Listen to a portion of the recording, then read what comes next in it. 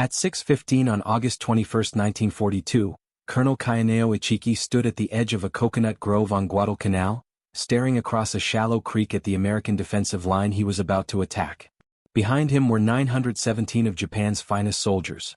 Men who had trained for years, men who had conquered territories across Asia without defeat, men who believed, as Ichiki himself believed, that no Western force could stand against them. The Americans on the other side of the creek were United States Marines. Ichiki had studied them before departure. He knew what Japanese intelligence said about these men. They were weak, undisciplined, and lacked the warrior spirit that defined Japanese soldiers. They would break at the first sign of a determined assault. In approximately 6 hours, 800 of Ichiki's soldiers would be dead, and everything Japan believed it knew about American fighting men would begin to unravel. This is the story of how Guadalcanal shattered one of the most dangerous beliefs in military history, the conviction held by Japanese commanders that American Marines were incapable of real combat. To understand what happened on Guadalcanal, it is necessary to understand what Japanese military leaders believed about Americans before the war began. For decades, Japanese military doctrine had been built around a concept called Yamato Damashii, the spirit of Japan. This was more than simple nationalism. It was the foundational belief that Japanese soldiers possessed a spiritual superiority capable of overcoming any material disadvantage. Where Western nations relied on machines and firepower, Japan relied on the indomitable will of its warriors. The roots of this belief stretched back to ancient mythology recorded in the Kojiki and Nihon Shoki, texts that describe the Japanese people as descendants of the sun goddess Amaterasu. The emperor himself was considered divine, a living connection to the heavens. Japanese soldiers did not merely fight for their country, they fought for a sacred bloodline stretching back thousands of years. This philosophy became central to Japanese military thinking in the early 20th century. The stunning victory over Russia in 1905 seemed to confirm everything Japanese leaders believed about themselves. A smaller Asian nation had defeated a European power through superior fighting spirit. Russian armies with modern weapons and industrial backing had been humiliated by Japanese soldiers who demonstrated a willingness to die that their opponents could not match. The lesson appeared clear. Material strength meant nothing against men willing to sacrifice everything for their emperor. The Russo-Japanese War became the template for how Japan would approach future conflicts. Spirit would triumph over steel. Will would defeat weapons. By the 1930s, this belief had hardened into doctrine. Japanese officers were taught that Western soldiers, particularly Americans, were spiritually weak. They were products of a soft, materialistic culture that prioritized individual comfort over collective sacrifice. They would not stand and fight when the situation became desperate. They would surrender. They would run. The early months of the Pacific War seemed to completely validate this assessment. When Japanese forces attacked the Philippines in December 1941, American and Filipino defenders collapsed within weeks. Fortified positions that were supposed to hold for months fell in days. Bataan and Corregidor became symbols not of American resistance, but of American failure. Tens of thousands of prisoners were taken in one of the worst military disasters in American history. At Singapore, which Winston Churchill called the worst disaster in British military history, more than 80,000 Allied troops surrendered to a Japanese force half their size. British commanders had believed Singapore was impregnable. The Japanese proved them wrong in a matter of weeks. In the Dutch East Indies, Hong Kong, and Burma, the pattern repeated. Western forces consistently failed to match Japanese determination. Colonial armies that had maintained order for generations crumbled when faced with soldiers who seemed to welcome death. At Wake Island, a small American garrison held out for more than 2 weeks against overwhelming odds before finally surrendering. Japanese commanders noted this resistance with interest but did not draw broader conclusions. Wake was considered an anomaly. The Marines there were simply trapped, with nowhere to run. The conclusion seemed obvious. Americans had better equipment, more supplies and larger ships, but they lacked the one thing that truly mattered in war, the will to fight. The underestimation of the Marine Corps. This belief extended specifically to the United States Marine Corps. Japanese intelligence studied the Marines and found nothing impressive. They were a small force, poorly equipped compared to the Army with no recent combat experience. They had not faced a serious enemy since the First World War. In the assessment of Imperial General Headquarters, they were garrison troops playing at being soldiers. In reality, in 1942 the Marine Corps was indeed small, numbering fewer than 70,000 men at the start of the war. During the interwar years, it had fought minor conflicts in Central America and the Caribbean. The battles of Nicaragua and Haiti were not the stuff of legend. What Japanese planners failed to see was the transformation the Corps had undergone during the 1930s. Marine officers had developed new doctrines for amphibious warfare, recognizing that the coming Pacific War would require assaults on fortified beaches. They created specialized equipment, training programs, and a force designed specifically for the type of war that lay ahead. More importantly, they developed a culture that emphasized individual initiative, small unit leadership, and the ability of junior Marines to continue fighting even when communications failed and plans collapsed. This culture would prove decisive on Guadalcanal, Ichiki, Van de Grift, and the road to confrontation. Colonel Ichiki fully shared the common views of Japanese officers regarding American capabilities. Japanese military assessments described American Marines as effeminate and cowardly, lacking the Japanese warrior spirit. When he received orders to retake Guadalcanal, seized by the Americans in early August 1942, Ichiki saw the mission as an opportunity for glory, not a genuine military challenge. The Americans had captured an airfield the Japanese were building and needed to be pushed back into the sea. Ichiki was instructed to wait for the remainder of his regiment before attacking, but he saw no need. His first echelon of 900 men would be sufficient against the Marines. What more could possibly be required? Major General Alexander Van de Grift had no idea what the Japanese thought of his men. He was too busy trying to keep them alive. At 54 years old, a veteran of campaigns in Nicaragua, Haiti, and China, he had spent his entire adult life in the Marine Corps. He knew what his men were capable of, but he also knew they had never faced anything like the Solomon Islands. He had been promised 6 months of training before combat. He received 3 weeks when Operation Watchtower, the invasion of Guadalcanal, was announced. His men were scattered across the Pacific, with equipment still being unloaded in New Zealand. There was no time for proper planning and no adequate intelligence on Japanese defenses. Isolation on Guadalcanal.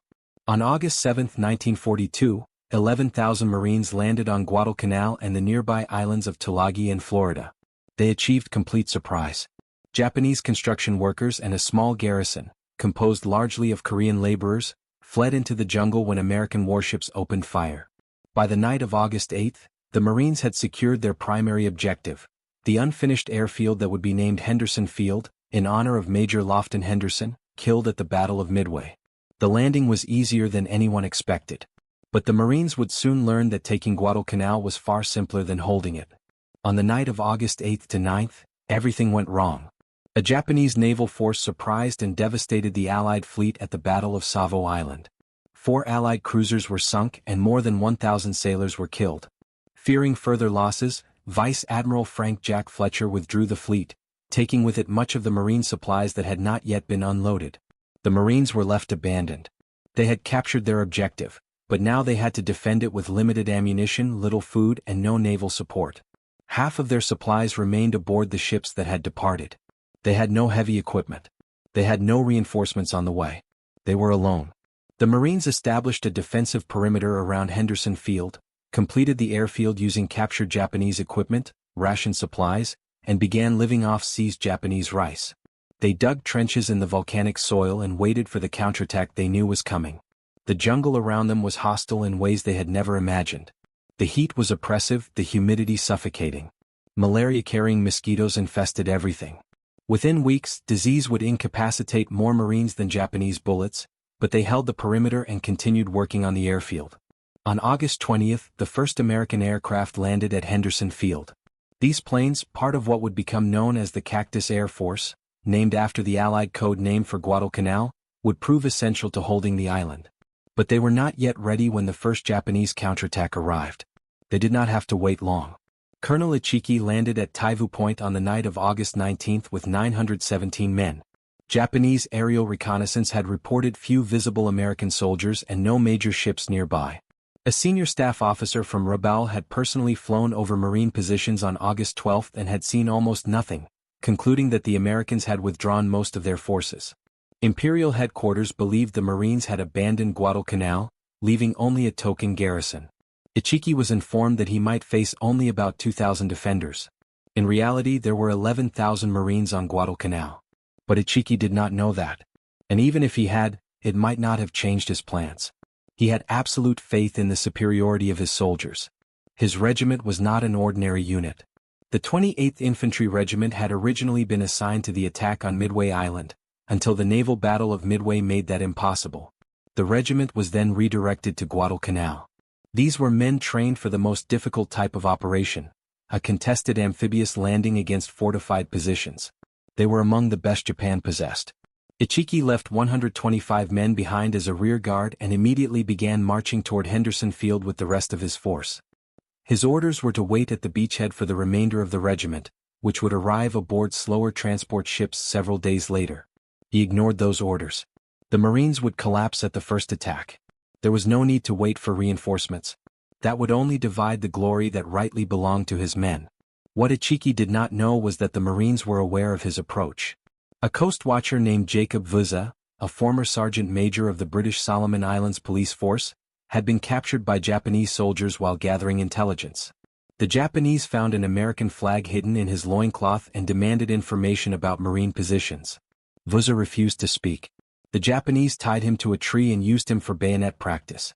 He was stabbed 7 times, in the arms, throat, shoulder, face, chest, and stomach. He did not die. After the Japanese moved on, Vuza chewed through the ropes binding him and crawled through the jungle for miles, bleeding from his wounds. He reached Marine lines and warned them of the imminent attack minutes before Ichiki's offensive began. Vuza survived his injuries and continued serving alongside the Marines throughout the campaign. He would later receive the Silver Star and be named an honorary sergeant major of the United States Marine Corps. At approximately 1:30 a.m. on August 21, Ichiki launched his attack across the sandbar at the mouth of Alligator Creek, which American maps incorrectly identified as the Tenaru River. The Marines were waiting. The first wave of Japanese soldiers advanced across the sandbar shouting "Banzai," bayonets fixed, expecting the Americans to flee in panic. It had always worked that way. That was how it was supposed to work. What happened next shocked the Japanese soldiers who survived. The Marines did not run. They did not surrender. They did not panic in the face of a determined night assault. Instead, they held their positions and poured devastating fire into the Japanese attackers. Machine gun positions along the creek opened fire with crushing precision. Water-cooled .30 caliber machine guns, operated by extensively trained Marines, tore through the assault waves. Japanese soldiers fell by the dozens, then by the hundreds. The sandbar became a killing field. Ichiki had expected the Americans to break at the sight of Japanese soldiers charging with fixed bayonets, shouting war cries. That was what always happened. Western troops could not endure the psychological pressure of a banzai charge. Their nerves would fail. They would flee. The Marines did not flee. Artillery batteries, which had registered their targets before nightfall, dropped shells directly onto the attacking formations. The accuracy of American fire stunned the Japanese officers who survived the battle. Every avenue of approach seemed covered. Every advance was met with coordinated fire. When Japanese soldiers managed to reach Marine lines, they encountered close combat that matched their own ferocity. The Marines fought with rifles, pistols, bayonets, and even bare hands. They yielded ground reluctantly and then counterattacked to retake lost positions. They showed no fear and asked for no mercy. One Marine machine gunner, Private Al Schmid, was wounded early in the battle when a grenade exploded near his position. Shrapnel struck his face, destroying both of his eyes. Blinded, he continued to operate his weapon by touch alone. Guided by his assistant, who directed fire based on the sound of approaching Japanese soldiers, Schmid remained at his post until dawn. By sunrise, the attack had completely failed. Ichiki's men had achieved nothing but their own destruction. But the battle was not yet over. With daylight, Van de Grift ordered a counterattack. Marines from the 1st Battalion, 1st Marine Regiment crossed the creek upstream and advanced to encircle the surviving Japanese. Light tanks joined the assault. M3 Stuart tanks, which the Marines called their Iron Cavalry. The encirclement was methodical and brutal. Japanese soldiers who had survived the night found themselves trapped in a coconut grove, with Marines advancing from all sides. Some attempted to swim to escape and were killed in the water. Others fought to their last bullet and then charged with bayonets. Some committed suicide rather than face capture. The tanks advanced through the grove, their machine guns firing, crushing wounded Japanese soldiers beneath their tracks. The Marines following them showed no more mercy than the Japanese had shown in their conquests across Asia. The American press would later soften these events, but the reality was brutal. The Marines absorbed the shock of Japanese tactics and responded with overwhelming violence. One Marine who participated in the battle later described the scene. The bodies lay in clusters or heaps in front of the firing positions that dominated the sandbar, as if they had not died individually but in groups. Among them moved souvenir hunters, walking carefully as though they feared booby traps. By 5 p.m. on August 21st, the Battle of the Tenaru was over. Of Ichiki's original 917 men, approximately 800 were dead. The survivors, perhaps 128, escaped into the jungle and eventually returned to Taivu Point. Marine casualties were 35 killed and 75 wounded. The ratio was staggering. For every American who fell, more than 7 Japanese died. This was not supposed to happen. This was not what Japanese doctrine predicted. Colonel Ichiki burned his regimental colors to prevent their capture, a profound dishonor in Japanese military culture. He then died either fighting in the final stages of the battle or by ritual suicide shortly afterward. Accounts differ, and the exact circumstances of his death remain uncertain. What is certain is that he did not survive to explain why his attack had failed so catastrophically. When news of the destruction of Ichiki's detachment reached Rabaul, Japanese commanders reacted with disbelief. The reports had to be wrong. A Japanese infantry regiment could not have been annihilated by American Marines. That was simply impossible. Imperial headquarters in Tokyo reacted the same way. The defeat was so unexpected that many officers refused to accept it. Something must have gone wrong with Ichiki's plan. Perhaps he had attacked the wrong position. Perhaps his men had encountered unexpected terrain. Perhaps the reports were exaggerating the losses. The Marines could not be the problem. Some Japanese officers would later express frustration at this denial. Imperial headquarters continued to underestimate the enemy on Guadalcanal and assumed that once Japanese forces landed in strength, the Marines would surrender. This underestimation would have catastrophic consequences. Instead of reassessing their assumptions about American combat capability, Japanese commanders concluded that Ichiki had simply committed too few men. The solution seemed obvious: send more. Major General Kyosuke Kawaguchi was given command of the next attempt to retake Henderson Field. He would lead approximately 6,000 men of the 35th Infantry Brigade, a veteran unit that had fought successfully in Borneo and the Philippines.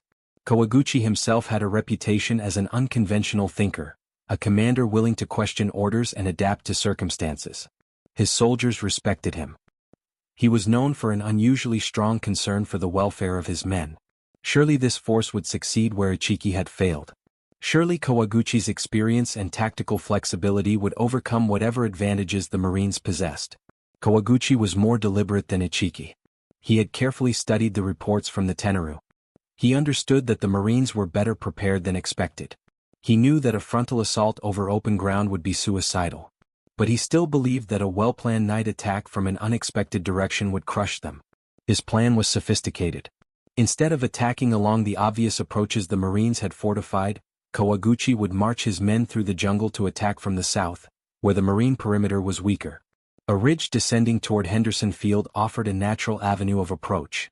If his men seized that ridge in a surprise night attack, they could pour through the gap and overrun the airfield before the Marines could react. The ridge had no name in September 1942. After the battle, it would be called Edson's Ridge or Bloody Ridge. It would become one of the most famous pieces of ground in the history of the Marine Corps. Kawaguchi landed his forces on Guadalcanal in late August and early September, transported by destroyers and barges that faced constant attack from American aircraft. The march through the jungle proved far more difficult than he had anticipated. His men struggled against terrain that seemed designed to destroy military formations. Trails disappeared. Streams blocked routes. Dense vegetation made coordination between units nearly impossible. Units became separated. Supplies ran out. Soldiers arrived at their attack positions exhausted, hungry, and disorganized. Some battalions became so lost in the jungle that they never reached their attack positions. Barge convoys carrying heavy equipment were spotted by American aircraft and destroyed, leaving Kawaguchi without artillery support. Despite these problems, Kawaguchi remained confident.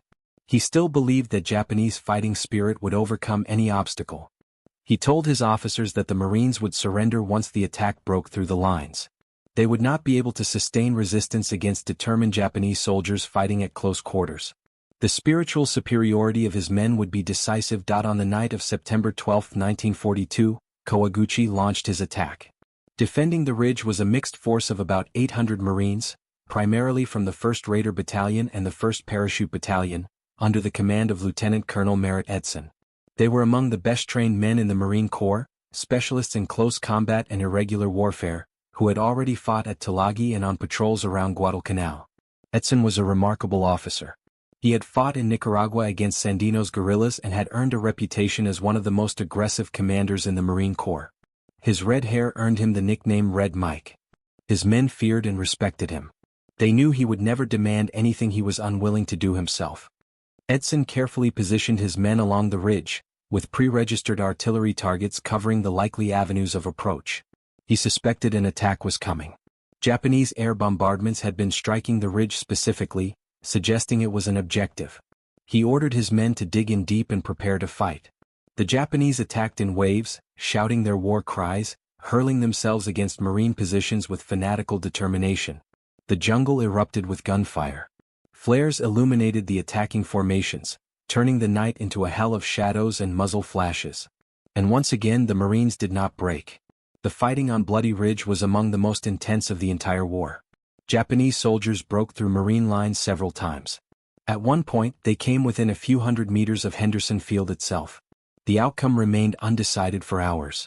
The Marines were pushed back to their last defensive positions. If those positions fell, the airfield would be lost. But the Marines held. Edson personally rallied his men during the crisis. He moved along the line under enemy fire, directing counterattacks, refusing to give up ground. When the Marines began to fall back under the weight of Japanese attacks, Edson exposed himself and shouted orders. "The ridge," he said. "This is the ridge. Hold it." Artillery fire, called in by forward observers, devastated the waves of Japanese assaults. Shells fell with deadly accuracy, breaking up formations before they could concentrate for decisive attacks. Coordination between the infantry on the ridge and the artillery batteries behind them was crucial for survival. When ammunition ran low, the Marines fought with bayonets and rifle butts. Hand-to-hand combat spread along the ridge as Japanese soldiers who had penetrated the lines were hunted down and killed. The night was filled with the sound of grenades, rifle cracks, and the cries of the wounded. At one point during the second night of fighting, Japanese soldiers came so close to Henderson Field that they could see the parked aircraft. American personnel began preparing to destroy the planes rather than let them fall into enemy hands. It seemed that everything the Marines had fought for was about to be lost. Then the Japanese attack faltered. The combination of Marine resistance, artillery fire, and sheer exhaustion broke Kawaguchi's offensive. His men had given everything they had. It was not enough. By dawn on September 14th, Kawaguchi's attack had failed. Over 600 of his men lay dead on the ridge and in the jungle approaches. Hundreds were wounded. The survivors retreated into the jungle, many starving, beginning a nightmare march westward that would kill hundreds more from disease, hunger, and exhaustion. Vandegrift later stated that Kawaguchi's ridge assault was the only time during the entire campaign that he doubted the outcome. If the Japanese had broken through, he admitted, we would have been in a very bad situation. Historian Richard B. Frank would later write that the Japanese never came as close to victory on the island itself as they did in September 1942, on a ridge rising from the jungle south of the critical airfield, forever known as Bloody Ridge. The Marines had held again, and this time against a force specifically designed to crush them. The defeats of Ichiki and Kawaguchi should have forced a fundamental reassessment of Japanese assumptions. They did not.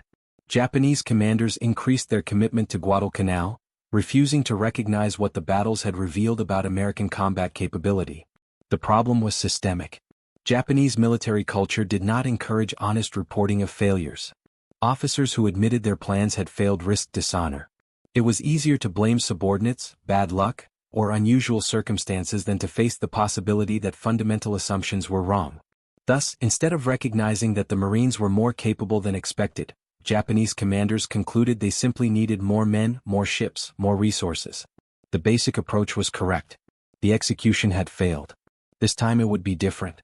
Lieutenant General Harakichi Hyakutake, commander of the 17th Army, arrived on Guadalcanal on October 9 to personally oversee the next offensive. He brought with him the 2nd Division of Sendai, one of the most distinguished units of the Imperial Japanese Army. The division had fought in Manchuria and China. They were veterans of campaigns that had proven Japanese superiority over Asian armies. They would certainly prove it again against the Americans. This time there would be no half measures. Over 20,000 Japanese soldiers would participate in a coordinated attack that would finally crush the American defenders. The assault would come from multiple directions simultaneously. Artillery support would be provided by warships that would bombard Henderson Field before the assault. Air attacks would suppress American aviation. Hyakutake was so confident of success that his staff prepared plans to accept the American surrender. They discussed the ceremony in detail. They wanted it to be the envy of all Japanese army units. There was no doubt in anyone's mind that the Marines would be destroyed. The date chosen for the final assault was October 23, 1942.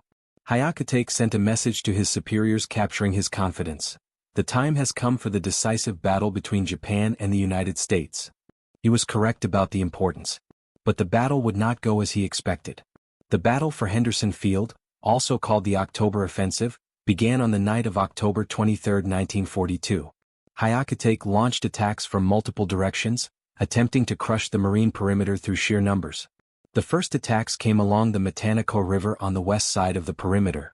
Japanese tanks, 9 or 10 of them, advanced noisily in the darkness, their engines audible before they came into view. Marines armed with 37mm anti-tank guns waited until the tanks were close and then opened fire. One by one the tanks were destroyed. Japanese infantry following them were cut down by machine gun fire. But the main attack came from the south, where the Sendai Division was supposed to achieve the decisive breakthrough. In one sector of this line, Sergeant John Basilone, of the 1st Battalion, 7th Marines, commanded 2 heavy machine gun sections. Basilone was known as Manila John, because he had served in the Army in the Philippines before joining the Marine Corps. He was 25, born in Buffalo, New York and raised in Raritan, New Jersey, the 6th of 10 children in an Italian-American family. He had honed his skills during his years in the Army and was recognized as one of the greatest .30 caliber machine gun experts in the Marine Corps. Throughout the night of October 24th to 25th, his position was attacked by approximately 3,000 soldiers of the Sendai Division. The results were catastrophic for Japan. Basilone fought all night and into the next day without sleep, without food, without rest. When ammunition ran out, he crossed enemy territory to fetch more, carrying about 40 kilograms of weapons and ammunition for nearly 200 meters under Japanese fire. When his crews were killed or wounded, he operated the guns himself. When the machine guns jammed from continuous fire, he repaired them under fire, burning his hands on the overheated barrels. At one point, enemy bodies piled so high in front of his position that they blocked his line of fire. Marines had to leave their positions to push the corpses aside and continue firing. Private First Class Nash Phillips, who lost a hand in the battle, later described Basilone visiting him in the medical tent. He was barefoot, his eyes red as fire. His face was black with soot and lack of sleep. His shirt sleeves rolled up to his shoulders. A .45 caliber revolver was strapped to his waist. He had come just to see how I was. Me and the others in the section will never forget him. He will never die in my mind. When reinforcements arrived, only Basilone and 2 other Marines from his section were still standing. The ground in front of his position was covered with dead Japanese soldiers. Basilone would receive the Medal of Honor, becoming the first enlisted Marine to receive the decoration during World War II. Similar scenes occurred throughout the Marine perimeter that night. In another position, Lieutenant Colonel Louis Chesty Puller commanded the 1st Battalion, 7th Marines. Puller would become the most decorated Marine in history. But that night, he was just another officer trying to keep his men alive against overwhelming odds. His battalion held. Just like the others. The coordinated Japanese attack, the one that was supposed to finally crush the American defenders, broke against the same determination that had defeated Ichiki and Kawaguchi. After the battle, Puller interrogated a Japanese prisoner. He asked a simple question. Why didn't you change tactics when you saw you weren't breaking our line? Why didn't you attack a weaker point?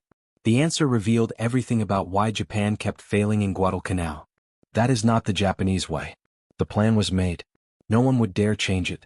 It must go as written. This rigidity, this absolute commitment to predetermined plans regardless of circumstances combined with the continued underestimation of American combat capability, was fatal. The Japanese military system did not encourage initiative at lower levels. Officers who modified plans risked dishonor. Soldiers who suggested alternatives broke the chain of command. The Americans were different. Marine officers were trained to adapt. When the situation changed, they changed with it. When one approach failed, they tried another.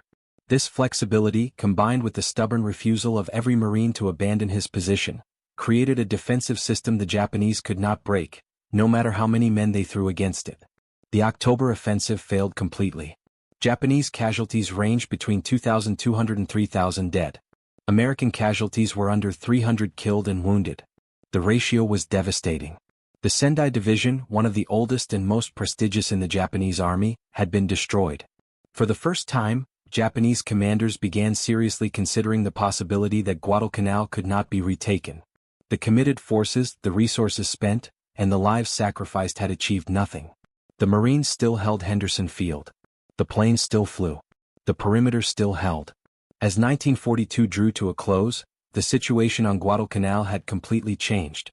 The island that Japanese commanders had expected to retake in a few days had become what their soldiers bitterly called the Island of Famine. A place where Japanese soldiers went to die, not by American bullets but by disease, hunger, and despair.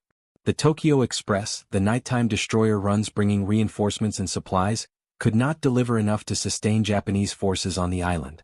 American control of Henderson Field prevented slow ships from approaching during the day without being destroyed by aircraft. Everything had to be transported by fast ships that ran the strait and escaped before dawn. It was never enough. Barrels and bags of supplies thrown overboard were often carried away by currents before starving soldiers could retrieve them. American air attacks sank supply ships. PT boats harassed the Tokyo Express. Each night, fewer supplies reached the troops on land. Japanese soldiers began eating roots, grass, and tree bark. They suffered from malaria, dysentery, beriberi, and a host of tropical diseases for which the Japanese medical system was unprepared. Men who weeks before had been strong warriors became walking skeletons, too weak to fight, too weak to retreat. They developed their own grim method of calculating how long a man would survive on the island. Those who can stand have 30 days to live. Those who can sit have 20 days. Those who must urinate lying down have 3 days. Those who cannot speak have 2 days. Those who cannot blink will die at dawn. They watched helplessly as American planes flew overhead from the airfield they had failed to capture. They saw American ships delivering supplies to the Marines while their own forces starved. They heard the sound of American artillery, American bombers, American machine guns, and they knew that everything their commanders had promised was a lie. The psychological impact on Japan went far beyond the soldiers dying in the jungle. For the first time in the Pacific War, Japanese forces had been stopped by Americans. For the first time, the myth of Japanese invincibility had been shattered. By December, General Hyakutake was desperate. On December 23, he sent a message to Tokyo capturing the reality on the ground. There is no food available and we can no longer send scouts. We cannot do anything to resist the enemy offensive. The 17th Army now requests permission to advance against enemy positions and die an honorable death, rather than starve to death in our own trenches.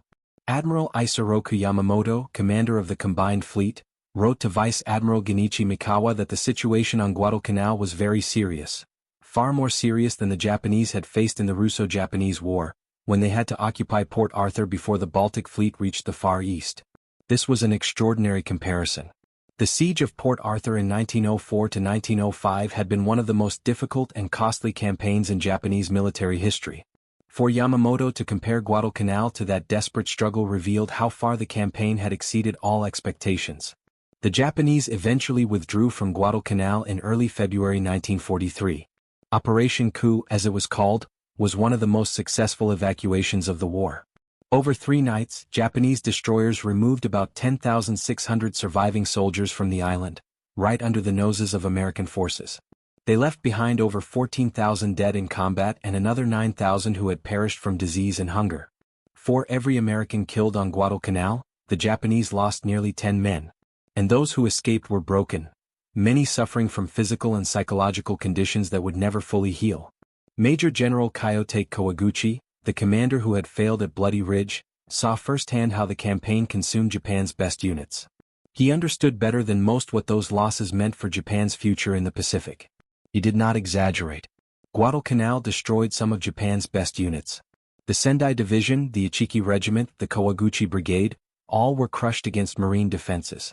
Pilots and aircrew lost in the air battles over the island were irreplaceable.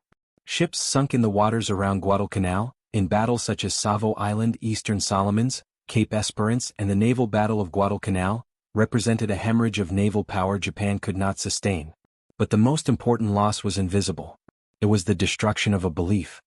Admiral Isoroku Yamamoto, commander of the Combined Fleet, wrote to Vice Admiral Genichi Mikawa that the situation on Guadalcanal was very serious, far more serious than the Japanese had faced in the Russo-Japanese War, when they had to occupy Port Arthur before the Baltic Fleet reached the Far East. This was an extraordinary comparison. The siege of Port Arthur in 1904 to 1905 had been one of the most difficult and costly campaigns in Japanese military history. For Yamamoto to compare Guadalcanal to that desperate struggle revealed how far the campaign had exceeded all expectations. The Japanese eventually withdrew from Guadalcanal in early February 1943. Operation Coup, as it was called, was one of the most successful evacuations of the war. Over 3 nights, Japanese destroyers removed about 10,600 surviving soldiers from the island, right under the noses of American forces. They left behind over 14,000 dead in combat and another 9,000 who had perished from disease and hunger. For every American killed on Guadalcanal, the Japanese lost nearly 10 men. And those who escaped were broken, many suffering from physical and psychological conditions that would never fully heal. Major General Kyoto Kawaguchi, the commander who had failed at Bloody Ridge, saw firsthand how the campaign consumed Japan's best units. He understood better than most what those losses meant for Japan's future in the Pacific. He did not exaggerate. Guadalcanal destroyed some of Japan's best units. The Sendai Division, the Ichiki Regiment, the Kawaguchi Brigade, all were crushed against marine defenses. Pilots and aircrew lost in the air battles over the island were irreplaceable. Ships sunk in the waters around Guadalcanal, in battles such as Savo Island, Eastern Solomons, Cape Esperance, and the naval battle of Guadalcanal, represented a hemorrhage of naval power Japan could not sustain. But the most important loss was invisible. It was the destruction of a belief. The Marines who fought on Guadalcanal proved something Japanese commanders believed impossible. Americans could fight. Americans could hold their positions. Americans could match Japanese ferocity and determination in close combat. The supposed spiritual superiority that would guarantee Japanese victory simply did not exist. This realization spread through the Japanese military establishment with devastating effect. In the Solomon Islands, New Guinea, and all subsequent campaigns of the Pacific War, Japanese commanders would face opponents who would not break, not surrender, and not run. The tactical implications were profound. Japanese commanders could no longer assume that aggressive night attacks would collapse American lines. They could no longer rely on spiritual superiority to compensate for material disadvantages. They had to fight Americans as equals. And in this type of warfare, U.S. industrial production and logistical superiority would prove decisive. The Marines themselves had not set out to disprove Japanese ideology. They were simply doing what they had been trained to do. But by holding Henderson Field against repeated Japanese attacks, they destroyed one of the most dangerous assumptions in modern military history. The consequences would echo in every battle that followed. Major General Alexander van de Grift received the Medal of Honor for his leadership at Guadalcanal. The citation praised his tenacity, courage, and ingenuity against a strong, determined, and experienced enemy. President Franklin Roosevelt presented him with the medal in a White House ceremony in February 1943. Van de Grift would later become the 18th Commandant of the Marine Corps and the first Marine to achieve the rank of 4-star General on active duty. Lieutenant Colonel Merritt Edson, who commanded the defense of Bloody Ridge, also received the Medal of Honor. His citation described how he repeatedly exposed himself to enemy fire to direct and encourage his men. The ridge bears his name to this day, a permanent memorial to the 800 Marines who defended it against waves of attackers from Kawaguchi's brigade. Sergeant John Basilone, the machine gunner who held his position against about 3,000 Japanese soldiers, became a national hero. When receiving the Medal of Honor, he said something that captured the spirit of the Marines at Guadalcanal. "Only part of this medal belongs to me. Pieces of it belong to the guys still on Guadalcanal." He was offered an officer's commission and a post in the United States, away from combat, selling war bonds. He refused. He requested to return to combat on February 19, 1945. He was killed on the first day of the invasion of Iwo Jima, after single-handedly destroying a Japanese pillbox and then guiding a tank through a minefield under intense enemy fire. He was posthumously awarded the Navy Cross, becoming the only enlisted Marine of World War II to receive both the Medal of Honor and the Navy Cross. He is buried at Arlington National Cemetery. The 1st Marine Division, the unit that bore the brunt of the Guadalcanal campaign, was so devastated by combat and disease that it had to be withdrawn from the Pacific for months to recover. When it was once again deemed combat-ready, it fought at Cape Gloucester, Peleliu, and Okinawa. The word Guadalcanal still appears on its shoulder patch today. The division's nickname, the Old Breed, comes from the men who fought there. Every Marine who has served in the 1st Division since 1943 has worn that patch, a permanent reminder of what their predecessors accomplished on that jungle-covered island. But perhaps Guadalcanal's most important legacy was also invisible. It was the destruction of the idea that Japanese spiritual superiority could defeat any enemy. This belief had sustained Japanese military confidence for decades. It convinced planners that they could defeat the United States despite enormous industrial and resource disadvantages. Guadalcanal proved that this was false. The Marines did not win because they had better weapons. In many ways their equipment was inferior. The Zero fighter was more maneuverable than American planes. Early in the war, Japanese torpedoes were more reliable. Japanese night combat tactics were superior to the Americans. They did not win through superior numbers. They were often outnumbered. Ichiki attacked with 900 men against 11,000 Marines, and Kawaguchi's force was comparable to the Ridge defenders. In the October offensive, the Japanese employed 20,000 men against a Marine force not much larger. They did not win by overwhelming firepower. Supplies were scarce. Artillery ammunition had to be rationed. Food was so limited that Marines lost weight during the campaign. Medical supplies ran out. They won because they fought. They held their positions when doctrine said they should not. They matched Japanese determination with their own. They demonstrated that the spiritual qualities Japanese commanders believed were uniquely theirs existed in equal measure on the other side of the battle line. Japanese military leaders had spent years convincing themselves that Americans were weak. They believed that American democracy produced citizens who valued personal comfort over collective sacrifice. They believed materialism had corrupted the American fighting spirit. Guadalcanal proved they were tragically wrong. The Marines who landed on Guadalcanal in August 1942 were mostly 18 to 20-year-olds. Many had never been away from home before enlisting. They were sick, starving, poorly supplied, and operated for weeks without naval support. Yet they held an airfield against the most elite troops the Japanese Empire could send. They did not do it through mystical spirit, but through discipline, training, and a stubborn refusal to give up. They did it because they were Marines. They did it because their officers told them the ridge had to be held, and they believed it. They did it because the men beside them depended on them not to run. When Japanese commanders realized what their soldiers faced on Guadalcanal, they began to understand that the war they had started would not end as planned. The Americans would not negotiate. They would not ask for peace. They would fight island by island until Japan itself was threatened. Admiral Yamamoto had warned about this before the war.